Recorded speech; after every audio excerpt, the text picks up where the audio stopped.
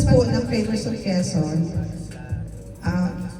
ito po ay parang patuloy lang po namin ginagawa yung aming vision to help our Quezon's product and to promote Quezon MSMEs para po matulungan din natin yung ating kapwa Quezonian na lumaki, makilala ang kanilang produkto.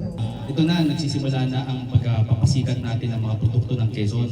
So sa help ng Flavors of Quezon, gusto pa talaga natin i-promote ang produkto ng Quezon, pagkain, handicrafts, everything. So yan. Parte po ng Flavors of Quezon, pagdating sa pagmamarket ng mga produkto po ng probinsya, ano po, yung mga ina-assistihan po naming MSME, ang Flavors of Quezon po, ang aming nagiging consolidator. Kaya nga ang banggit namin, ang Flavors of Quezon po yung marketing arm na po namin.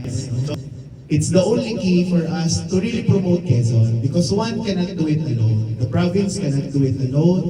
Private stakeholders cannot do it alone. But convergence is the key for us to be able to promote Quezon. Kasi alam naman po natin na kaya ito ginagawa ni Ms. May is upang makatulong sa kapwa MSME. Hindi lang niya po yan ginagawa para sa sarili niya, kundi mabigyan ng pagkakataon yung mga maliliit pa lang natin na negosyante na makapagsimula